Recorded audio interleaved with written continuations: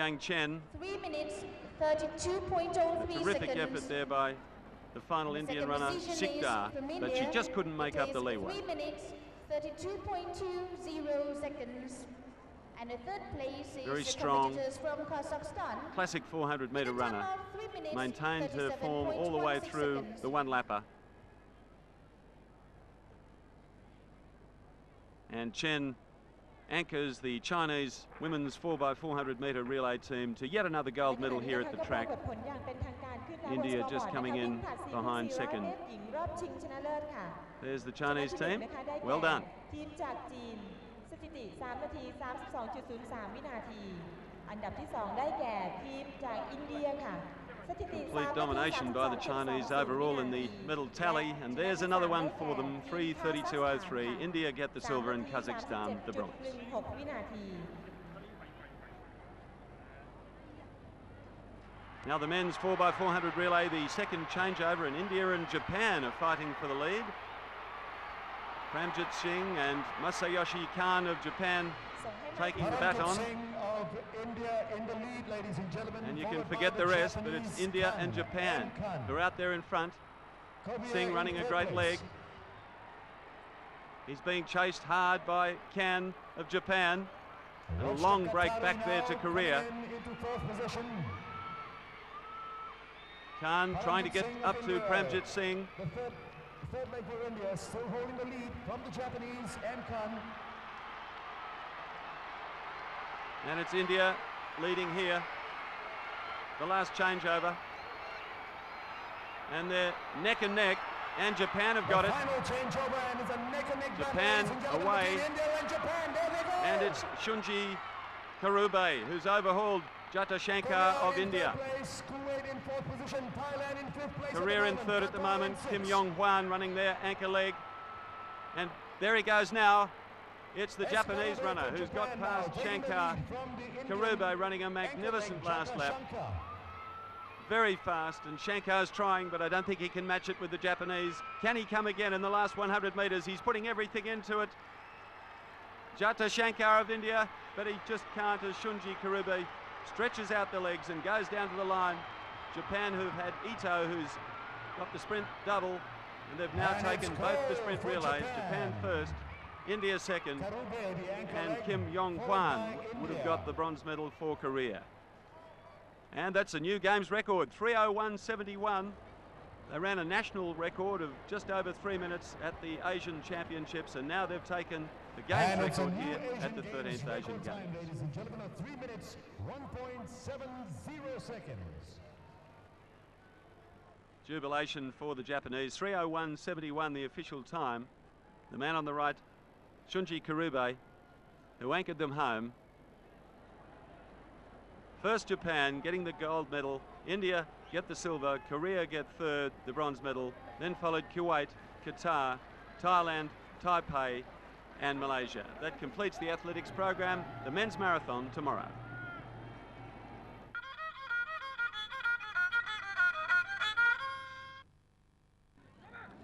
The last day of the hockey competition today, the third and fourth place playoff match for the bronze medal between Pakistan in the green up against Japan. And Pakistan are doing a lot of the early pressure, and a free short corner given away there by the number 3 for Japan, Hokazi, catching the foot of the defender. And Abbas Sohail has been the man in form at these set plays. And once again, the number 2 drills it into the top right-hand corner. That's his 4th goal of the tournament. So a great start for Pakistan, coming after just half an hour of play. Number 11 there, Baba, very mobile midfielder. And once again, Japan lose out. Pakistan coming forward. Good pass out from Mohammed. Half blocked, it's not cleared. Yozaki gets it away. Oh, and it's hit the foot again. Another short corner. Well, that was Tanaka who got in the way of that, and up steps Abbas Sohail again. Sweeps it again, this time on the other side, top left. Pakistan 2-0 in the lead. The bronze medal looks on the way for Pakistan, who started this third and fourth playoff game as favourites here, but this is a good sweeping move here. To the number 15, Atif, the captain, to Mohammed, the top goal scorer, and all the way in. Brilliant goal. So his fourth goal, and that coming just before the 1 hour mark. The angle seemed to be against him, through the legs of the keeper into the net. So Pakistan take the bronze.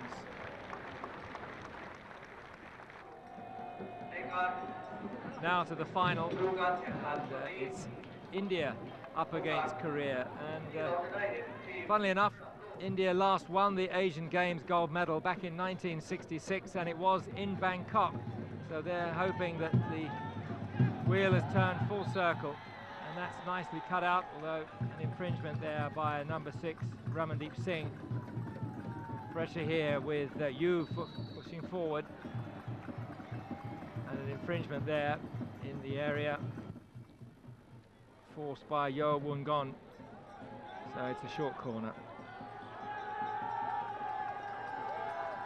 Kang Kong-wook out to the top, and a nice variation on a theme there, but well saved by the goalkeeper Ashish Balal, who's having a great tournament, and a mistake there from Song Seung-tae. Well, there was a gap there initially, but it needed to be hit first time. Gave the keeper time to get over, but they've got another short corner here. And once again, it's Kang Kong-wook. This time, straight in the back of the net. The goal scorer, the number 15, Yo Woon-gon, who was involved in the incident in the first instance. This time, just goes straight for goal, and the gap was left there by the keeper. So 1-0 into the second half.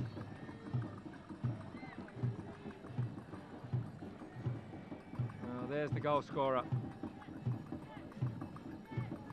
So Riaz Mohammed, short flick to Baljit Singh, one of the stars of the Indian lineup, played in Atlanta, the Indian team.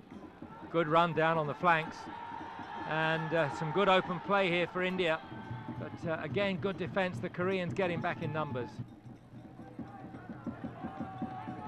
This is good steady pressure from India, and trying to get through the middle was Kunar, and it came off the foot of a Korean, so it's going to be a short corner.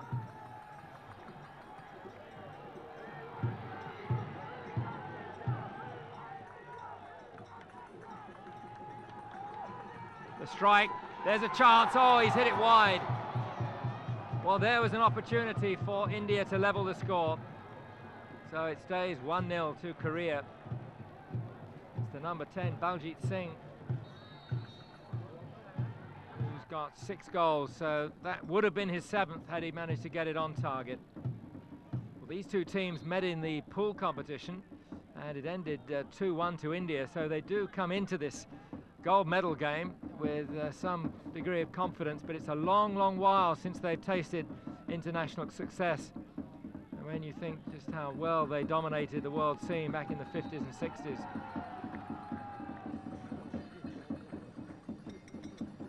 Dilip Tirki way upfield, just trying to get the play up the other end, try and keep the pressure up in the Korean half. A little bit of a misunderstanding between goalkeeper and defender, and short corner been awarded an infringement.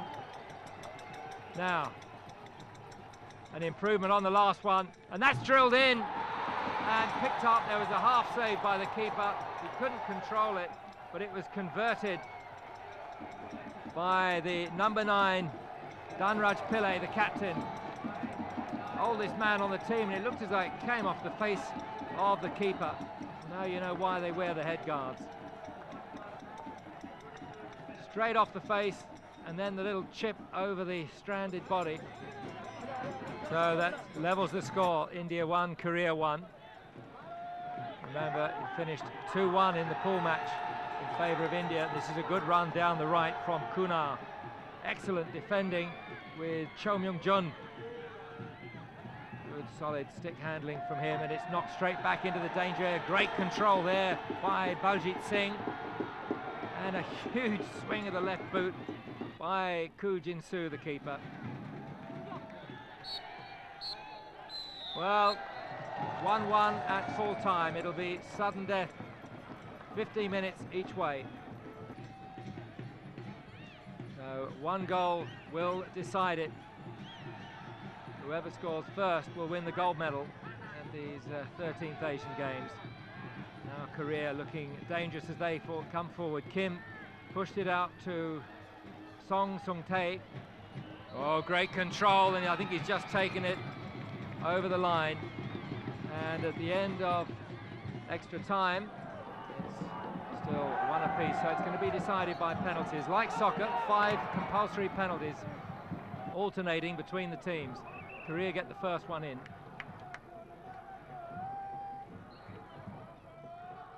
Keeper sent the wrong way, one apiece. A great penalty flick, and a good save by the goalkeeper in form, Ashish Balal. Straight off the back, it hit the backboard and came out. The keeper dived over the top of it. And Korea find the back of the net through their number 9, Song Sun-tae. And that lifted right in the top left-hand corner. What a great flick. And that save. Balal took one step to his left. Not fooled by John Jin-dong here at all. A little bit of a telegraph, and look where the keeper positioned himself. Oh, well, that looked like a simple little tap-in, and that's clinched the gold medal for India. The first gold in the hockey competition for 30 years, 4-2 in the end on penalties.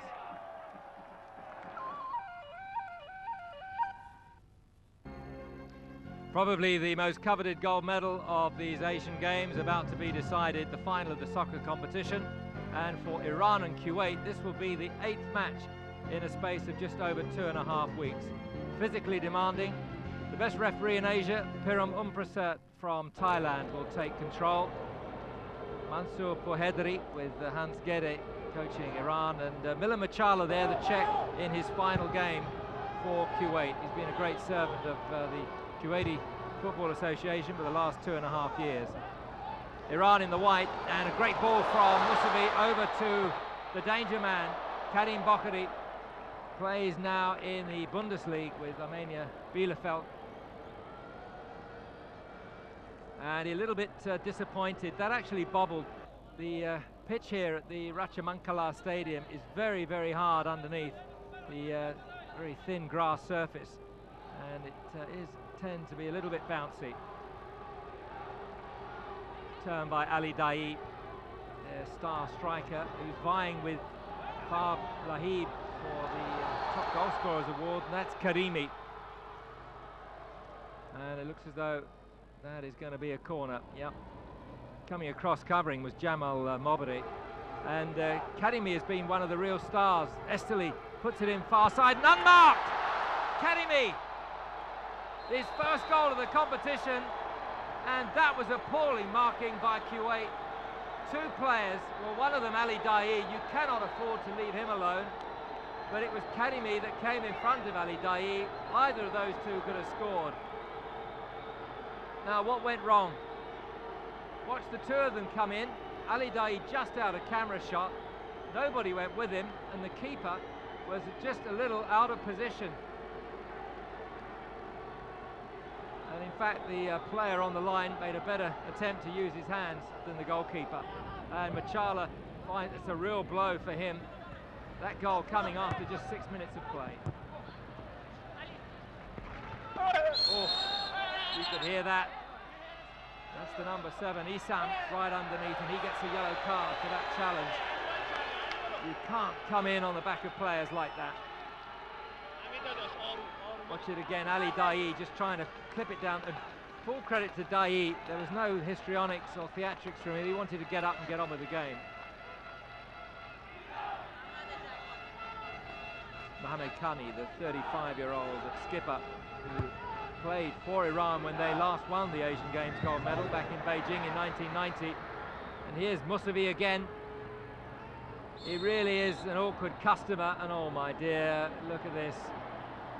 Anyone would think he'd been clubbed. I cannot believe, okay, there was a bit of an arm from the skipper, the number 6, Al-Khodari, but not enough for that. This is Al-Khodari.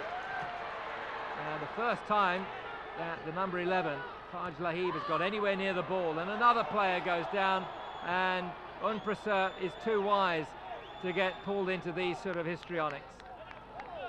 Esteli going up, and it looked as though the Kuwaiti actually took his foot away from the challenge. Now back to football. Bogheri. Oh! Somebody puts it back. Bogheri, still with Bogheri. He's rounded the keeper, that's the second goal. Well, what a time to get it.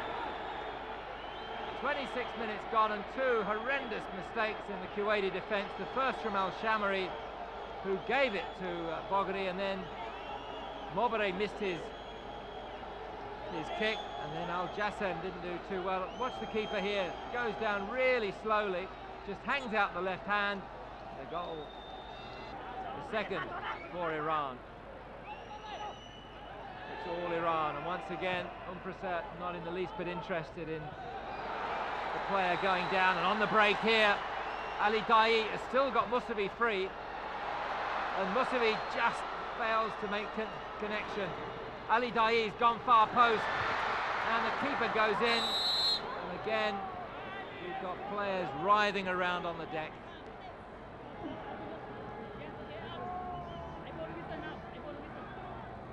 Beautiful little jink by Musavi, just glided round there. Both of them went in together, and Al-Jassem has got a fairly low threshold of pain. This is Hamadani. This first half has been all Kuwait. And again, player on the break. This is Bogheri. And the keeper's let it go! Well, what is he doing? And Bogheri there squared it across the 6-yard box. Musavi coming in at the far side. And watch the keeper just run after it. A very good challenge in from Mobere, though, the number 3. Haji bustled over that time. Challenge against the captain, Mohamed Khami. Diminutive midfielder Badr Haji, instrumental in cementing everything together for the Kuwaitis. About 5'3", 5'4". Esteli and Ali Adel. Now down the flanks. Was that a cross or was it a shot from Al Othman? That is the first attempt at goal that Kuwaiti have managed in the first half an hour of play. Karimi not able to get back. Lahib was there at the near post. The Iranians are happy to go into the second half. Well, one thing that will be sorted out, as well as the gold medal, will be the top goal scorer award. Faj Lahid, the 19-year-old, number 11 for Kuwait, has got 9, and Ali Dai has got number 8. So one or the other needs to add to that total to secure the honours. This is a good run from Zurinche, who's come right up. Musavi again.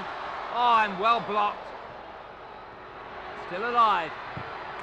Oh, into the side netting once again from Medavicia, the Asian Young Player of the Year. That was a superb diving header. Musavi did well to keep the move alive. Medavicia couldn't just pull it across. Zurinche, for some reason or other, is coming forward more and more. Here's Ali Dai. Musavi's free on the left, and a bit of a poor effort on his left foot. It was charged down. It'll be a corner. Watch it here. It's the number 17, Issam, that gets a piece of it. So from the corner, and that's bounced clear, and now Bogheri really is playing out of his skin. He's a big man, 6'4" tall, and so acrobatic. Blocked down initially by Ali Dai, very nearly a sensational third goal.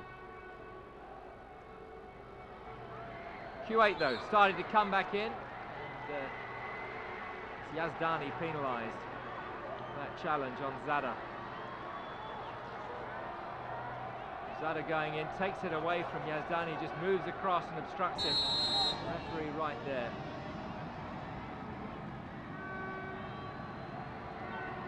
Kuwait certainly looking a little bit more like it. The wall did its job and the keeper's missed his punch.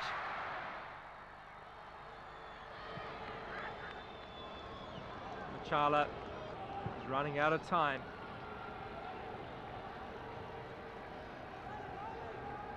Zade, the number 14, has made a bit of a difference since coming on. Oh dear, it's another huge challenge in there. Medeviciya, well, he's given the red card. Both players going in for the ball, and I don't think that Medeviciya was even looking at the player. He had his eyes firmly on the ball. You can see him here, look, he's looking at the ball, not aware of the player, Al-Muteri. He does catch him. Now that looks dangerous, I admit, the foot is way up there, but you've got to look at the intent as well. So Iran have lost their star right fullback, right winger, I don't know what you want to call him. 21-year-old youngster is off. Hanskeda looking a little bit concerned. And would you believe it, that's just about the best chance that Kuwait have managed to put together. The shot from the number 15, Saleh. Had it at the second attempt by Golampur. Mansourian, who's come on a substitute. And this may be Ali Dai's goal. Oh, it was Esteli actually that went through. Two of them went down the middle. And Esteli, I don't think was touched. You'll be able to see it from this angle. He wasn't touched. Just threw himself down. Al Jassem did not make contact. It doesn't matter. Iran have won it. A sensational performance throughout the tournament. That one hiccup, the 4-2 defeat by Oman. They got it together. The best team in the tournament. Iran win the gold, 2-0. Both goals coming in the first half. Karimi after 6 minutes and Bokhari after 26. The final salute from the Iranian football team. Their third Asian gold.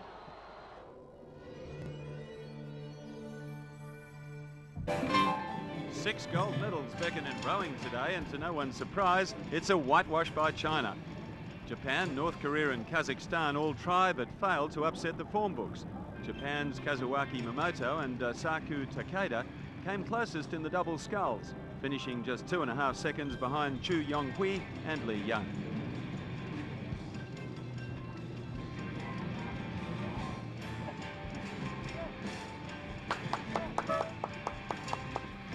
That makes it 11 golds out of 11 for the Chinese, with Japan's 6 silver medals, the closest challenge posed by any other country in this sport.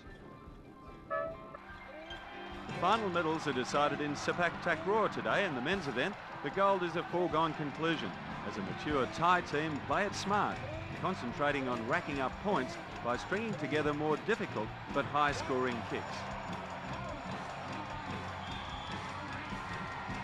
Malaysia concede the silver to Myanmar by an agonising 12 points.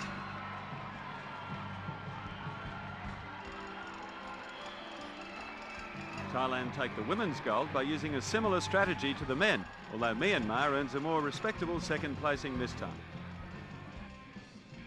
The individual show jumping contest is the final encore of the equestrian competition. Japan's Jin Kano is leading going into the final round and only needs to go clear to secure the gold.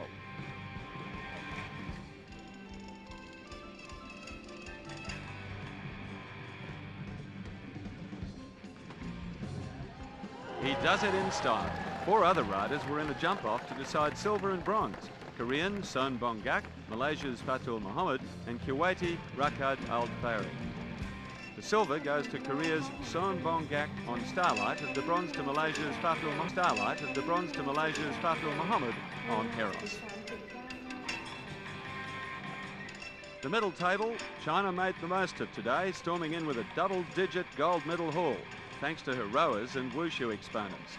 Korea has a dry day, but her athletes have done enough to secure second place ahead of Japan. Thailand matches Kazakhstan's medal tally for a very creditable fourth team. So until tomorrow, the final day of these games, it's good night from Bangkok.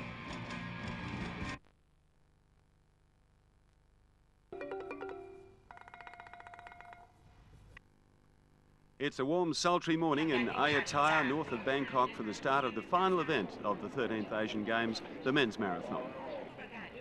We saw 2 weeks ago a magnificent performance by Takahashi of Japan in winning the women's marathon. And there's Alakor of Kyrgyzstan with a breathe aid on his nose, and he might need that today because it's very humid, it's very warm, and it's going to get hotter. 7 o'clock in the morning for the start, 15 runners as the gun goes. 26 miles and 385 yards, or 42.195 kilometres to run. And the favourite is Lee Bong-ju from Korea, 28 years of age. He's a 2.7 marathoner, and even the Japanese manager has admitted that his two, you can see them 1.323 and 1.322, that's Manai and Sasa. The two Japanese will have their work cut out trying to stay with this strong man with the big legs from Korea. Reminiscent of the great Rob de Castella, the Australian, who was the initial world marathon champion. He's a very powerfully built man who set a new national record in Rotterdam in April of 2:07:44. And 2 weeks ago, as I said, Naoko Takahashi ran the 5th fastest marathon of all time in sultry conditions. But let's see if they can do that this time. At the moment, after 5K, 15:59 the split, Manai of Japan leads Kim of North Korea and Lee. They're all in a pack there. There's two Kims. There's Kim from North Korea and Kim from South Korea. And there's nothing in it at the moment.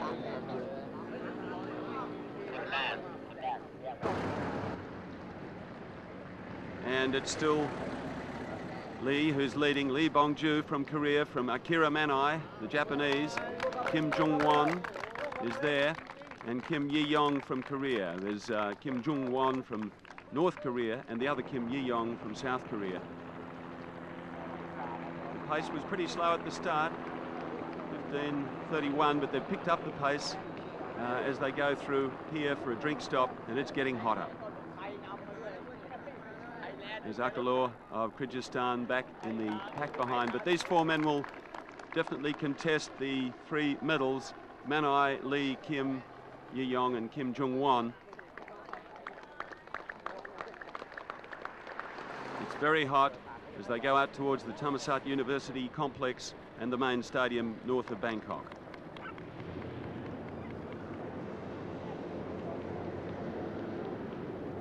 Still it's Lee with Manai on his shoulder. In the blue is Kim Jung-won from North Korea, and they've now left the other Kim behind, Kim Yi-yong, and it's a pack of three who will sort out first, second and third.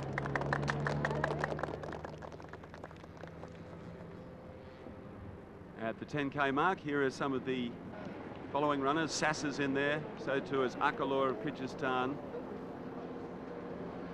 Michai of Thailand. And back to the lead group again. This is still Lee Bong-ju of Korea, looking very strong the longer the race goes. And this man is in 5th place.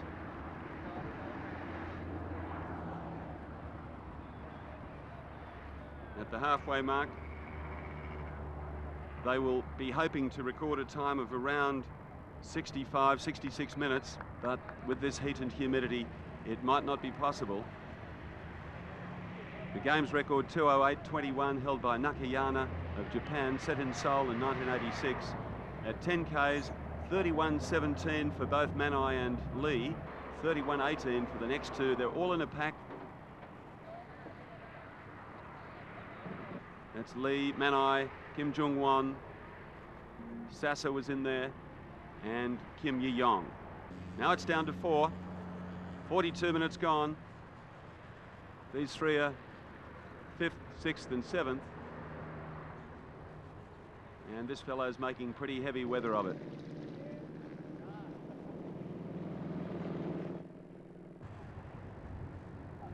world record was set by Ronaldo da Costa of Brazil in Berlin of 2:06.05 that smashed the 10-year-old record of Dinsamo by 45 seconds, but that was in cool, perfect conditions, and the weather here in Bangkok is anything but that. It's getting hotter, it's up around 30 degrees now, as still it's Lee from South Korea who leads Manai and Kim. 16 kilometres mark coming up, and you can see the problems the runners are having with the cars, the traffic, the heat. At 15 Ks it was Lee 46.40, just by a second from Manai and the two Kims. Not only do they have the problems of the heat, but the exhaust fumes from the cars certainly not making anything easier for these tough marathon runners. The 27-year-old Manai, very strong. He's got a personal best of 2:15.54. And Kim Jong-won is a 25-year-old from North Korea who finished first in the Beijing Marathon at 2:13.49. So they could throw out the challenge to Lee Bongju, but he has a PB that's much better at 2:07.44 set in Rotterdam this year. There's Sasa, Akalor and Atmojo, who would be 5th, 6th and 7th at this stage, well behind as they reach the 17-kilometre mark.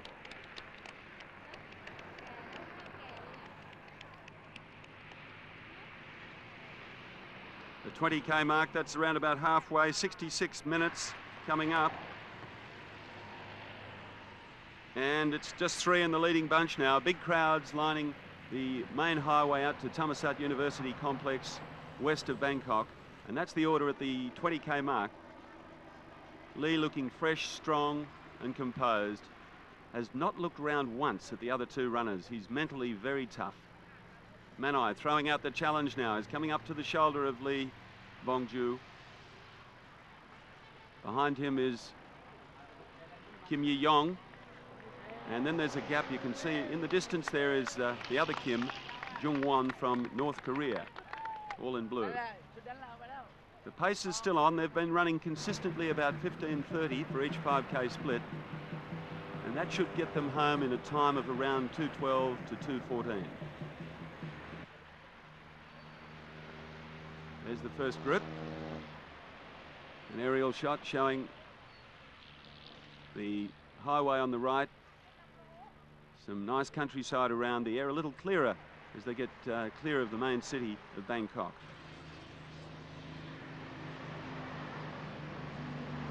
Still 3 in the pack as they've gone past the halfway mark. Who's going to win? Kim in the headband, the favourite. Looks very strong. So does Manai, the big tall Japanese. And behind them it looks like Kim Yi-yong is straining slightly as the clock shows 1:16 as they've gone well past the halfway mark.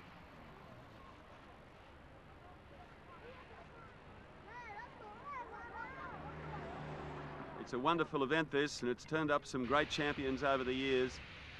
Abibi Bikila, the Ethiopian who won 2 Olympic marathons. There's the other Kim. That's Kim Yi-yong of Korea. And now Kim, at least Lee, has opened up a split as they've come to this rise up onto the freeway, and he's kicked away from Manai. He's leading now by about 10 metres. He's really putting in a big spurt, and look at that gap now. He's shaken Manai. I think Manai has to just be content with the silver at this stage as they're coming down towards the university complex here. Let's look at the splits at 30 Ks. 1:33.07. They say it's just 3 seconds, but in marathon language, that's a very significant gap.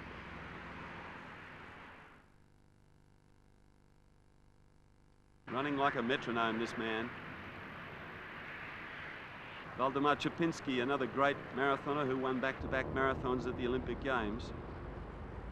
And this man, who was second at Atlanta by just 3 seconds, the narrowest Olympic marathon defeat in the history of the Olympic Games, losing to Josiah Tugwana. But he's going to get the gold this time, I think. A well-earned drink for Manai. The temperature now 30 degrees and the humidity creeping up to about 85%.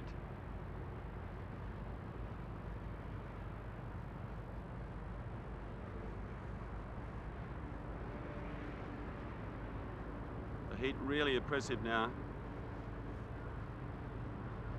The last split was the slowest since the first 5Ks, 15:59, so these men are only human. They are slowing down slightly as they come within sight of the main stadium here. 35 kilometres now.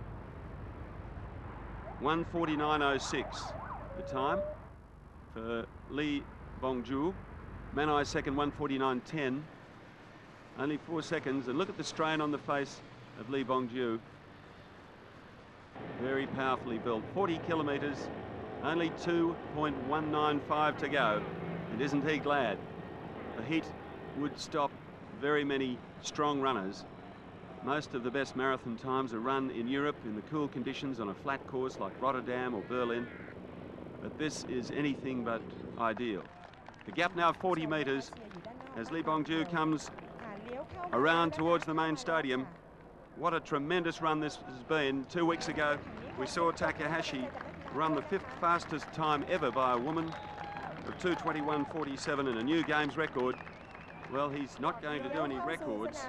2:08.21 is the record for the Asian Games, but this has been a fantastic performance by this very strong man from Korea, Lee Bongju.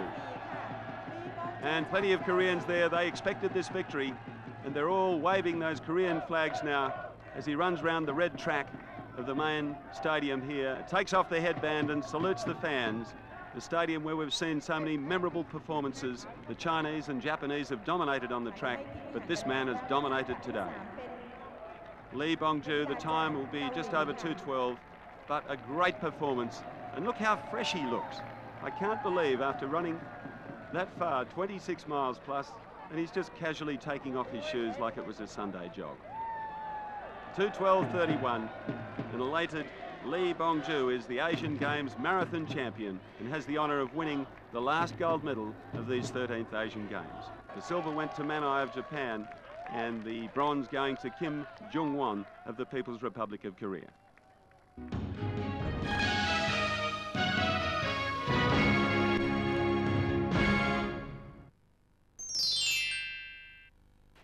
The 13th Asian Games began significantly with a new Games record in the very first event. Starting in the early hours of the morning of the 6th of December, Naoko Takahashi of Japan led the race from start to finish to take the women's marathon in a new record of 2 hours, 21 minutes, 46 seconds. It was an astonishing performance, considering the conditions which were hot and very humid. Naoko ran the race virtually on her own and outstripped her other competitors, winning by a margin of something like 4 minutes. And when she ran onto the red surface of the track, a small crowd applauded a Herculean effort by the young Japanese. She had the honour of winning the first gold medal of 377 golds that would be presented over the next 2 weeks in 36 sports.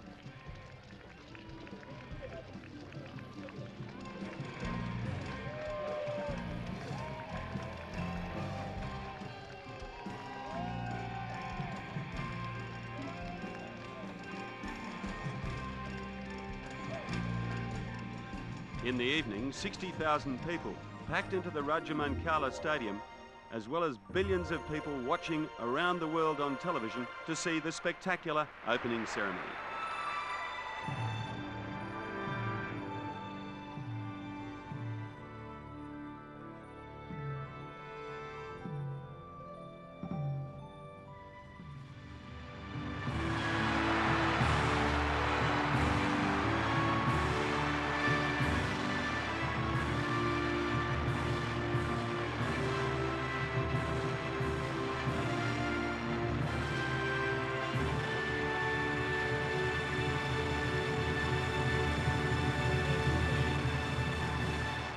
Chai Yo, the symbol of friendship, spirituality and hospitality, which epitomises these wonderful, warm people of Thailand, was the official mascot for the Asian Games.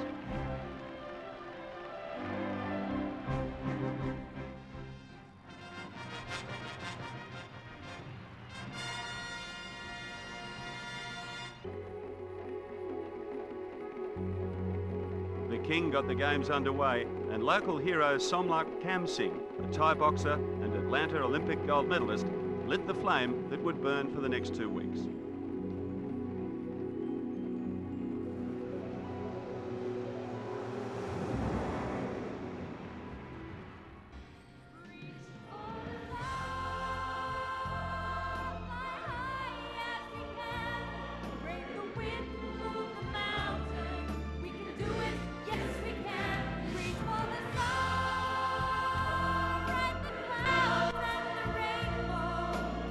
The game's motto is friendship beyond frontiers, and at least for 14 days in this month of December, the Asian economic crisis will be forgotten and sport will be king.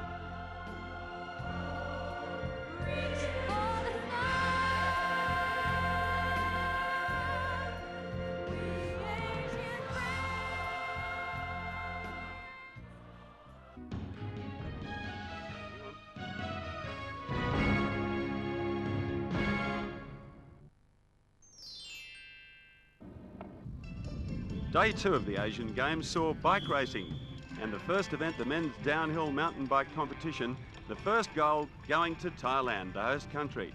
Phanarong Kongsamat took the first gold for his country in the event held at the Khoi Ai Rimtan Resort in Pak Chong.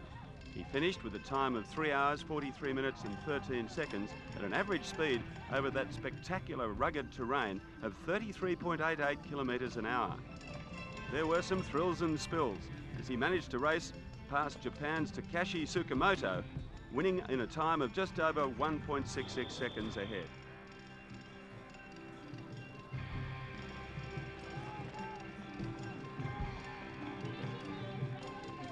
Thailand were hoping to win more than 3 golds, which they took at the Hiroshima Games at the last Asian event.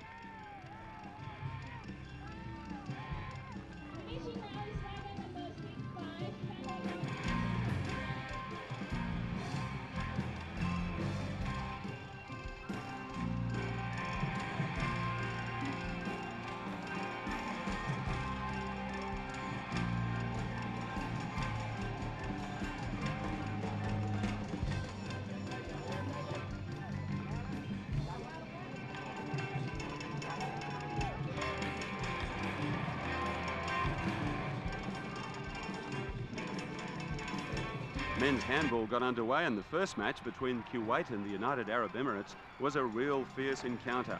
Both teams battled out before Kuwait took the match 21 points to 20.